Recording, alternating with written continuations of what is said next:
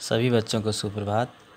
बच्चों, आज हम क्षितिज पाठ्य पुस्तक के काव्यखंड के पहले अध्याय कबीर की साखियाँ पाठ का अध्ययन करेंगे। इसमें कबीरदास की कुछ साखियों का संग्रह है जिनका भावार्थ हम समझेंगे।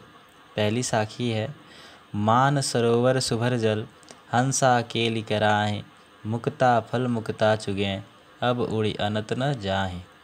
प्रस्तुत साखी का भावार्थ यह है कि जिस प्रकार मानसरोवर के सुंदर जल में हंस स्वतंत्र होकर विचरण करते हैं, खेलते हैं, आनंद को भोगते हैं और मोतियों के फल को चुगते हैं और वे वहाँ इतना आनंदित हैं कि अब वहाँ से उड़कर कहीं और जाना नहीं चाहते हैं, ठीक उसी प्रकार जब हमारी आत्मा का मिलन परमात्मा से हो जाता है तो आत्मा परमात्मा से मिलकर इतना खुश है, इतना आनंदित है कि अब वह परमात्मा की शरण को छोड़कर कहीं और जाना नहीं चाहती। कुछ शब्द हैं जिनका भावार्थ इसमें देखें। मानसरोवर, मानसरोवर एक सरोवर का नाम है, तालाब का नाम है जो कैलाश पर्वत पर स्थित है। सुभर मीन्स होता सुंदर या स्वच्छ, केली कराही माने विचरण करना, क्रीड़ा करना, खेलना, मुक्ता फल माने मोतियों का फल, अनंत मीन्स होता है अन्यत्र। दूसरी साखी देखें। दूसरी साखी में कबीरदास जी कहते हैं कि प्रेमी ढूंढत मैं फिरूं, प्रेमी मिले न कोई, प्रेमी कौ प्रेमी मिले, सब विष अमृत होय।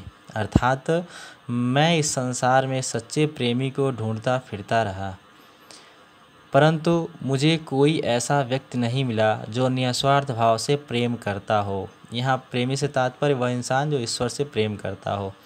तो कबीरदास जी कह रहे हैं कि मैं पूरे संसार में ईश्वर से प्रेम करने वाले को ढूंढता फिरता रहा, परंतु दुर्भाग्य कि मुझे कोई ऐसा व्यक्ति नहीं मिला जो निस्वार्थ रूप से ईश्वर से प्रेम करता हो। परंतु मेरा पूर्ण विश्वास है कि प्रेमी को प्रेमी मिले। जिस दिन एक ईश्वर से सच्चे प्रेम करने वाले को दूसरे ईश्वर के सच्चे प्रेम करने वाले से मुलाकात हो गई, उस दिन सब विष अमृत होए। सारा जो मन का विष है, जो मन की बुराइयां हैं, वह अमृत अर्थात अच्छाइयों में बदल जाएंगी। प्रस्तुत साखी का भावार्थ यह था। कुल मिला के यहाँ निस्वार्थ भाव से ईश्वर से प्रेम करने की बात कही गई है कि जिस दिन कोई इंसान निस्वार्थ भाव से ईश्वर से प्रेम करने लगता है, उस दिन उसके मन से सारी बुराइयां हट जाती हैं और उन बुराइयों की जगह अच्छाइयां ले लेती हैं। तीसरी साखी देखें। हस्ती चढ़िए ज्ञान को, सहज दुलीचा डार, स्वान रूप संसार है, भूकन दे झक मार।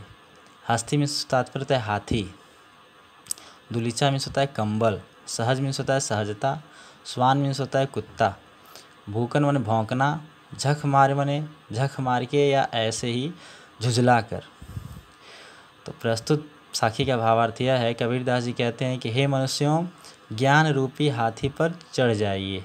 ज्ञान रूपी हाथी पर चढ़ने से तात्पर्य कि हाथी का आकार बहुत बड़ा होता है, उसी प्रकार ढेर सारा अधिक मात्रा में ज्ञान अपने अंदर ग्रहण कीजिए, परंतु ध्यान रहे कि इसके साथ साथ आप सहजता रूपी कंबल भी ओढ़े रहिए। सहजता रूपी कंबल ओढ़ने से तात्पर्य कि जब हमारे अंदर कोई भी चीज़ बहुत अधिक मात्रा में आती है, चाहे ज्ञान हो चाहे धन हो, तो अहंकार भी उसके साथ हमारे अंदर आ जाता है। कबीरदास जी कह रहे हैं कि ज्ञान तो आए खूब ढेर सारा, परंतु यह ध्यान रहे कि अहंकार न आने पाए, अर्थात आप सहजता रूपी आचरण हमेशा धारण किए रहिए।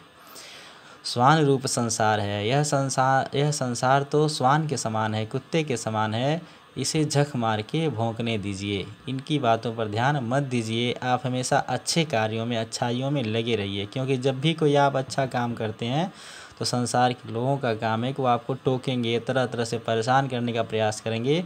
तो इससे परेशान नहीं होना है, इनको झक मार के भौंकने देना है, अपना काम करते रहना है, अर्थात अच्छाइयों का कार्य करते रहना है। चौथी साखी में देखें। पखा पखी के कारण सब जग रहा भुलान, निरपख होई के हरि भजय, सोई संत सुजान। प्रस्तुत साखी में कबीरदास जी ने सच्चे संत का लक्षण बताया है। कह रहे हैं कि पखा पखी के कारणे, पखा पखी माने पक्ष विपक्ष, तेरा मेरा, कह रहे कि यह संसार, सारा संसार या संसार के सभी लोग पक्ष विपक्ष के कारण अपने वास्तविक उद्देश्यों को भूल गए हैं, अपने कर्तव्यों को भूल गए हैं। सभी लोग एक दूसरे से तेरा मेरा, यह मेरा है यह तेरा है कह के लड़ते झगड़ते रहते हैं। तो ये सभी और इसी चक्कर में अपने उद्देश्य को भूल जाते हैं। परंतु निरपक्ष हो ही के हरि भजे, निरपक्ष मन होता है निष्पक्ष।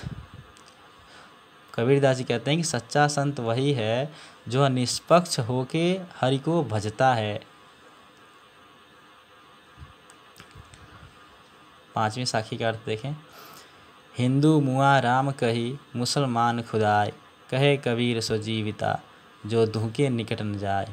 कबीरदास जी कहते हैं कि हिंदू अपने जीवन भर राम राम कह के मर जाता है, मुसलमान खुदा खुदा कह के मर जाता है, परंतु जीवित उसी को समझिए जो इन दोनों के निकट न जाए। दोनों के निकट जाने से तात्पर्य जो किसी में किसी प्रकार का भेदभाव न करे, चाहे वो हिंदू हो चाहे मुस्लिम हो, चाहे सिख हो चाहे ईसाई हो, ईश्वर तो सबके लिए एक ही है। परंतु हम लोग आपस में ये अज्ञानता के कारण हमेशा एक दूसरे से लड़ते झगड़ते रहते हैं। तो कबीरदास जी कहते हैं कि जीवित वही है या सच्चा ज्ञानी वही है जो इन चीज़ों के निकट नहीं जाता, भेदभाव के निकट नहीं जाता है और बिना भेदभाव के ईश्वर का भजन करता है। 6ठी साखी देखें। काबा फिर काशी भया, राम ही भया रहीम, मोट चून मैदा भया, बैठ कबीरा जीम। कबीरदास जी कहते हैं कि जब ईश्वर के सच्चे ज्ञान की प्राप्ति हो जाती है तो काबा और काशी में कोई अंतर नहीं रह जाता है, राम और रहीम में भी कोई अंतर नहीं रह जाता है। जिस प्रकार मोटा अनाज पिसने के बाद जो है महीन हो जाता है, पिस जाता है, मैदा बन जाता है और खाने योग्य हो जाता है, उसी प्रकार जब मन की अज्ञानता ज्ञान में बदल जाती है तो वो ग्रहण करने योग्य हो जाती है। अंतिम और 7वें साखी में देखें। ऊंचे कुल का जन्मिया, जे करनी ऊंच न होय, सुबरन कलश सुरा भरा, साधु निंदा सोय। प्रस्तुत साखी में कबीरदास जी ने कर्मों पर बल दिया है। कबीरदास जी कहते हैं कि कोई भी मनुष्य ऊंचे कुल में जन्म लेने मात्र से ऊंचा नहीं हो जाता जब तक कि उसकी करनी अर्थात उसके कर्म ऊंचे नहीं होते हैं। जिस प्रकार सोने, सुबरन में सोता सोना, सोने के कलश में अगर सुरा माने मदिरा भरी हो तो सज्जन लोग उसकी निंदा ही करते हैं। उसी प्रकार अगर कोई मनुष्य भले ही ऊंचे कुल में जन्म ले लेता है परंतु उसके कर्म अगर गलत हैं तो लोग उसकी निंदा ही करते हैं, अर्थात वह निंदा का ही पात्र होता है। यह साखियों का अर्थ था। बहुत बहुत धन्यवाद आप सभी को।